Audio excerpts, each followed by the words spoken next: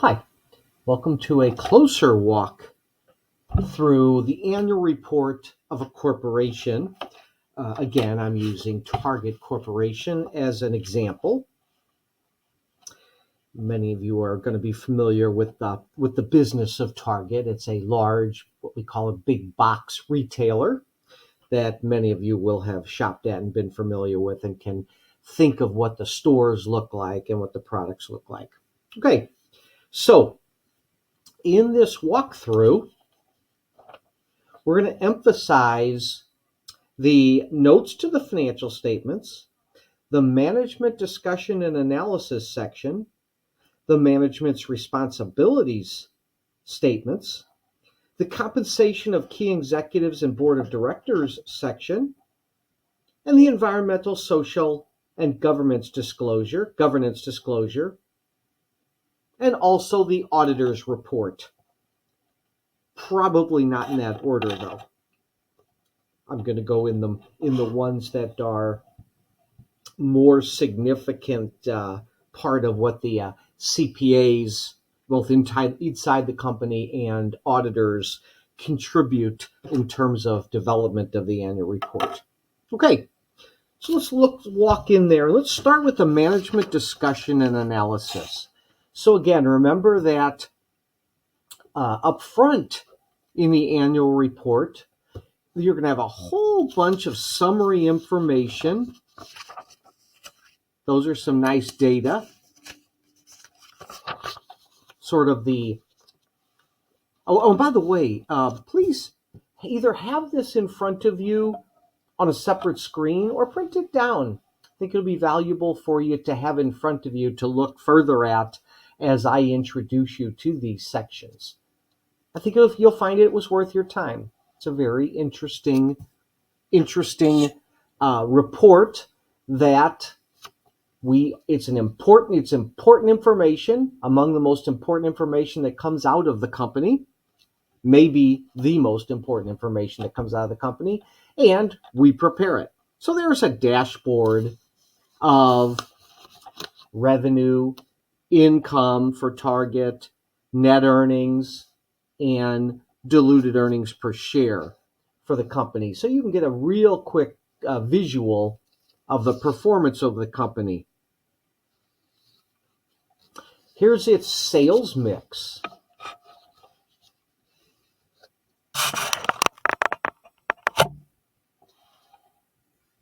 The sales mix, make that closer,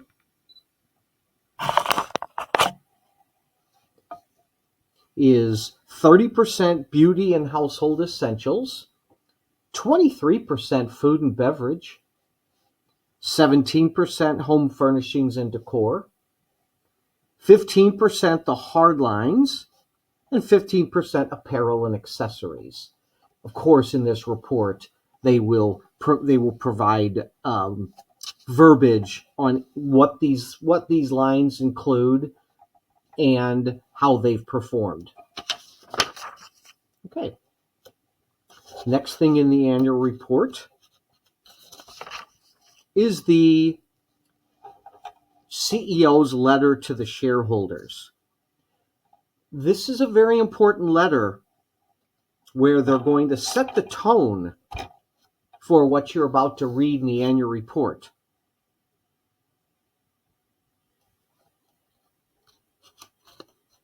Let's look at just a little bit of what it says here.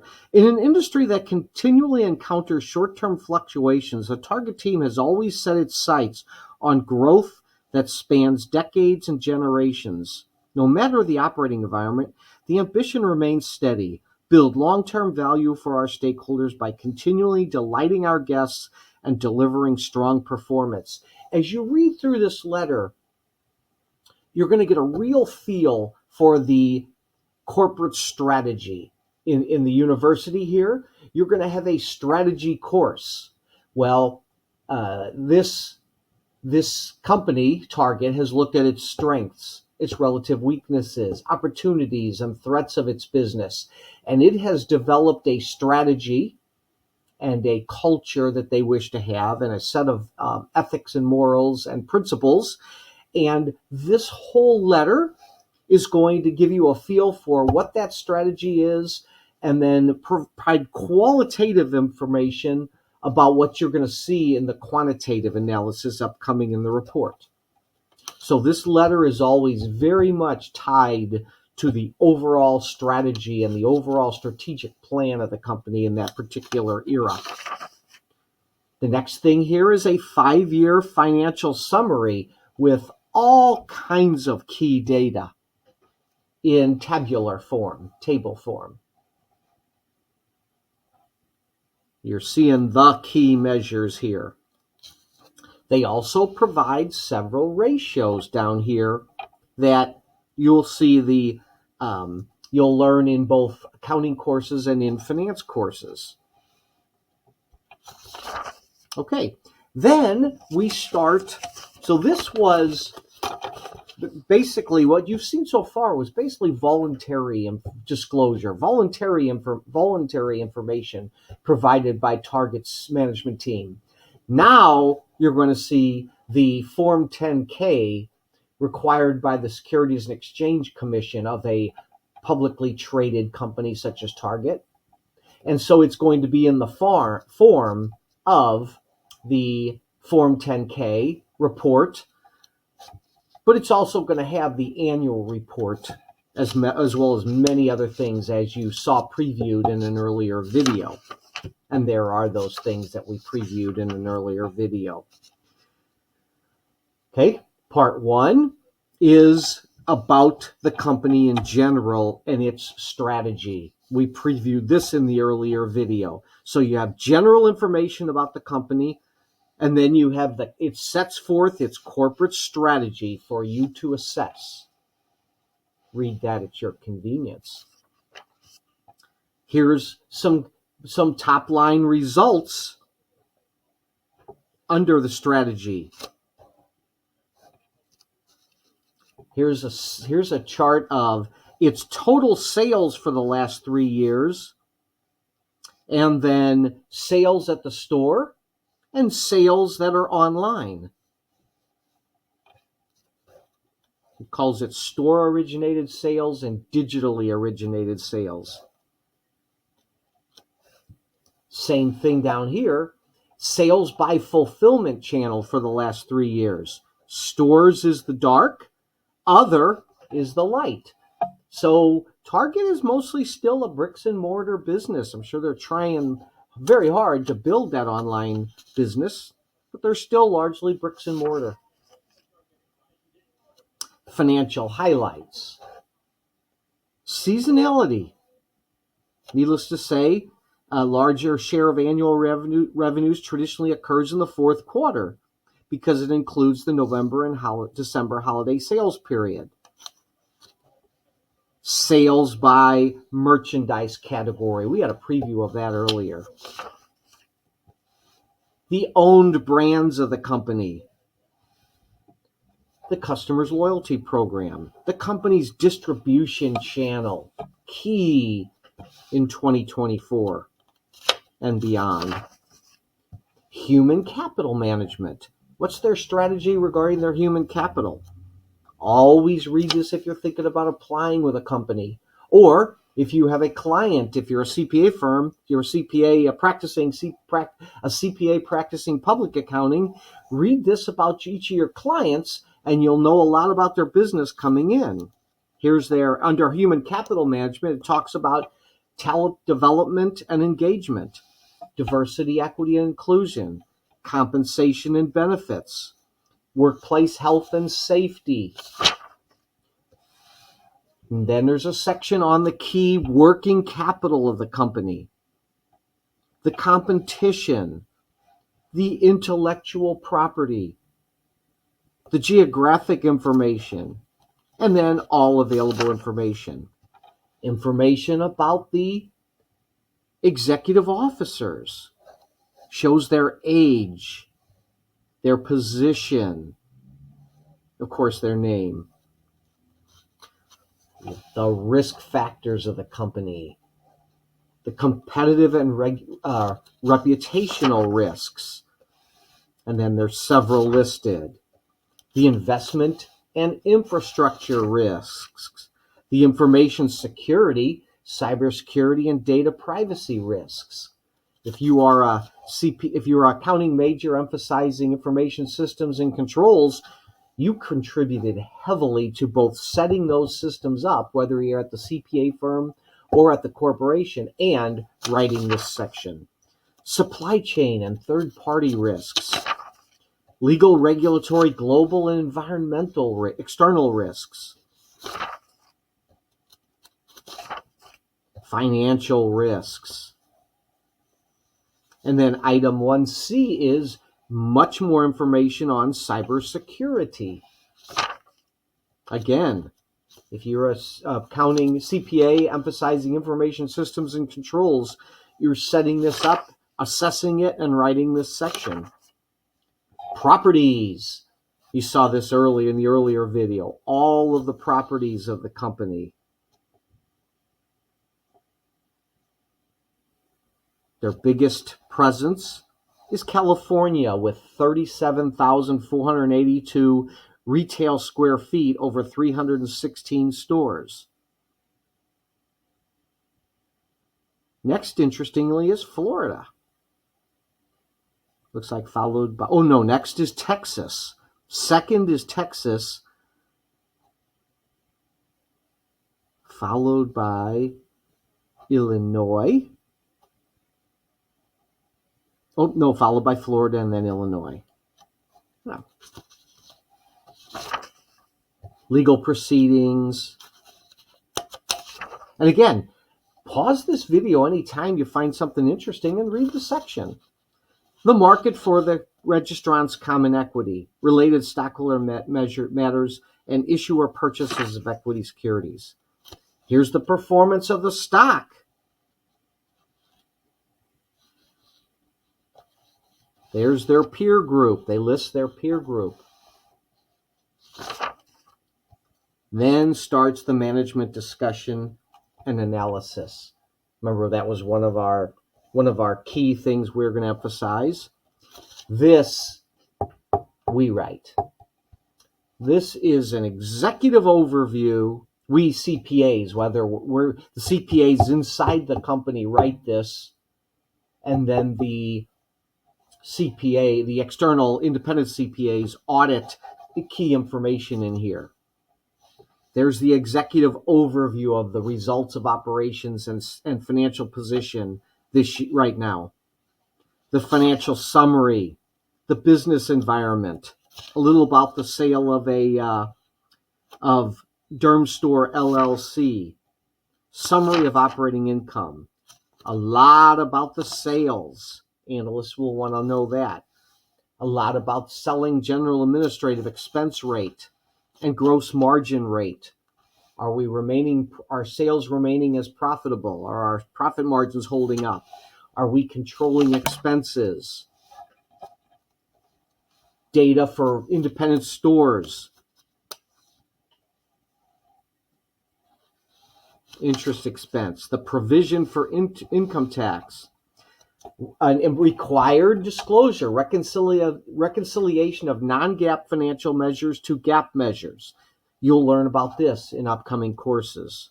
What are non-GAAP financial measures? They represent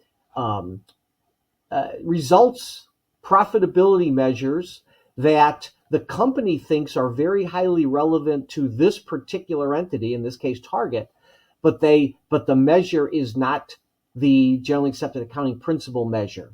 So the SEC says, by all means, provide this information. But if you do, you must reconcile to the most similar GAAP measure.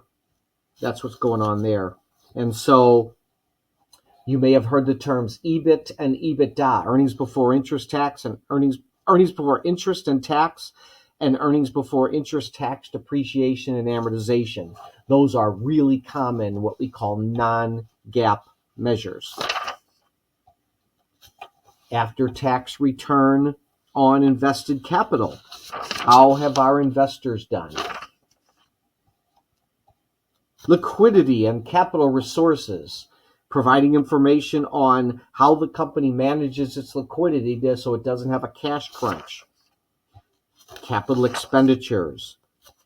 Financing. How do we finance our business? Critical accounting estimates. This is definitely an important section, and all analysts should know that. These are the estimates that we had to make, the accruals that we accountants have to make, and they're about the future. So they're our best estimate, but we're telling the user of the financial statements these are estimates, and here's what they are. And they go under several. Give those a read, because you're going to learn all about making those estimates in your upcoming courses. Some of them we'll make in this course. We talk about any new accounting pronouncements that had a material effect on the financial statements, because those can affect comparability. There were none this year, FYI. Forward-looking statements. Quantitative and qualitative disclosures about market risk. Again, this is all in the management discussion and analysis section, and that's the end of it. Right.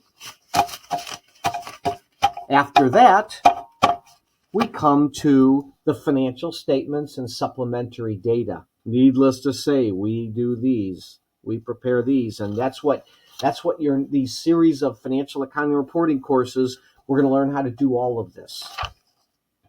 The first thing we have is the report of management on the consolidated financial statements.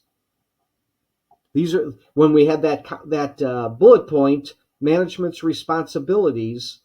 These are those. Management is responsible for the consistency, integrity, and presentation of the information in the annual report. So the chief executive officer and the chief financial officer have to sign and attest to these. There's the independent auditors attest. That's Ernst & Young. So read the audit opinion. You'll learn how to conduct the audit and prepare the audit opinion in auditing class. Again, we have the report of management on internal control over financial reporting. Signed by the CEO. It says our management is responsible for establishing and maintaining adequate internal control over financial reporting. We have an internal control system to greatly minimize the probability that anything in this report is fraudulent. Here's the report of the auditors over the internal control over financial reporting. And then now, hopefully you have enough information and enough attestation by the independent CPAs that you can trust the financial statements. And here they are. There's the income statement we looked at. There's the statement of comprehensive income. There's the consolidated statements of financial position and the statements of cash flows. Okay. And finally, the statement of shareholders' investment. Real quickly, I'd just like to add here, these statements are all interconnected. Net earnings flows into the statement of shareholders' investment. And then they also have the statement of comprehensive income flowing into the statement of shareholders' investment, along with dividends and stock options, leading to ending equity, which flows into the balance sheet. 13,432. That's the number from if you look back at the statement of shareholders' equity. And then there's the balance sheet. And then again, the statement of cash flows starts with net earnings, and then as well as explains that change in cash, as I explained in that last video. So these statements are very interconnected, and that'll become very second nature, that information, as we study in this course and your upcoming 3 courses. The next thing starts the notes to the financial statements, which is another of the bullet points that we talked about we are going to cover here. Notes to the financial statements. These are critical.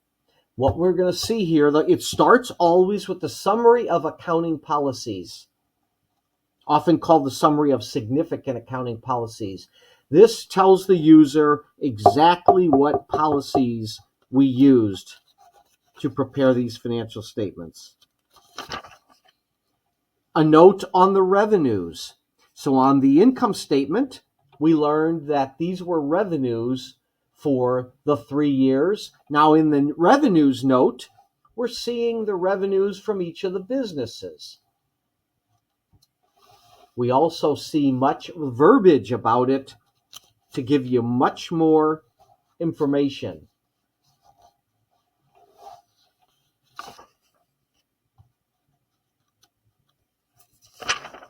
Here's an interesting one. Here's the gift card liability activity. The revenue, one of the things spoken about in the revenues footnote is gift cards. And so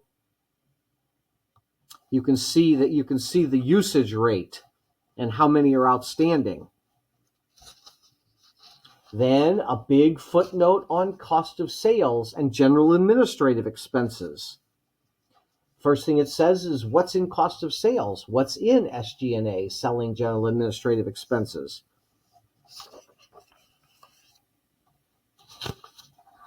Consideration received from vendors. That's a very idiosyncratic to the large retailer industry. Advertising costs, crucial. Fair value measurements. What on that balance sheet is measured at fair value? You'll see that this will come up in your courses. What is measured at fair value? Inventory, huge asset to this company. So you saw on the balance sheet what the beginning and ending balance in inventory was. Here's a lot more information about it. Other current assets. They were one line on the balance sheet. Now you're learning what's in there. Property, plant, and equipment. You saw the property, plant, and equipment net and gross on the balance sheet.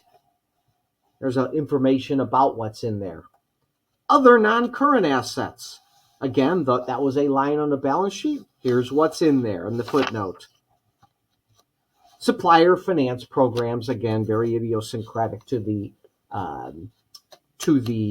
retail industry. And if that sounds intimidating to you, please know that in the real world, you will have a lot of clients. You will ultimately grow into an industry expert where you'll have several clients from the same industry. These idiosyncrasies will be very second nature to you. Accrued and other current liabilities. That's the key accrued liabilities at Target, and we're going to learn a lot about that in the second to last module in our course. Contingencies, commitments,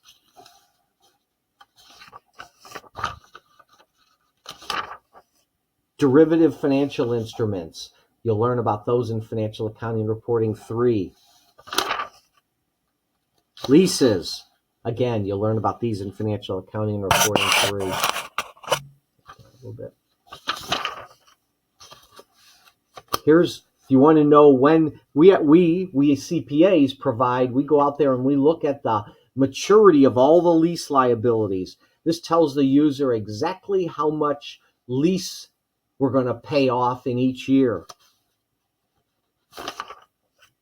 And then a huge note on the income taxes. Remember, we saw income tax expense on the income statement, and then, of course, deferred income taxes and income taxes payable on the balance sheet. Here's much more information about it. The total tax provision on the income statement was $1.159 billion in this most recent year, and that is federal of $556 million current, federal of $256 million deferred, state $208 million current, $43 million deferred, and then international. Information on deferred tax liabilities. You'll learn about this in a little bit in here in this course, but a lot in Financial Accounting and Reporting 3, and of course in income tax class.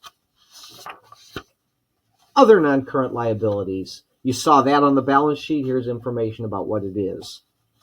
Share-based compensation for an upcoming, you'll learn about that in an upcoming course. Defined contribution pension plan. That's the pension plan that target employees have. It'll tell you about how much it costs the taxpayer, the shareholders, how much expense was related to the pension plan of the employees. More on the pension plans. This is what we call a defined benefit pension plan that Target also has for their employees. You'll learn about that in Financial Accounting and Reporting 3. Lots on the pension plan.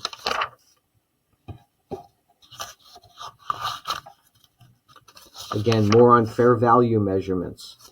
And then information about those other accumulated other comprehensive losses that you saw on the balance sheet. And that's the end of the notes to the financial statements.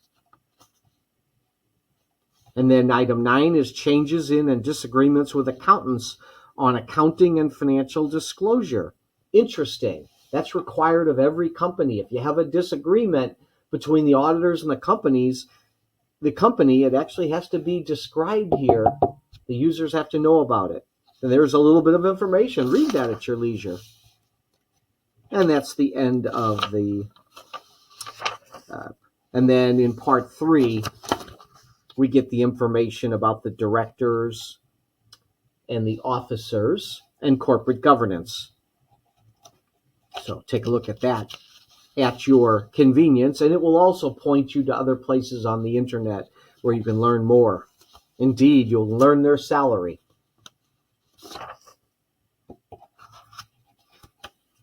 There's the financial statements.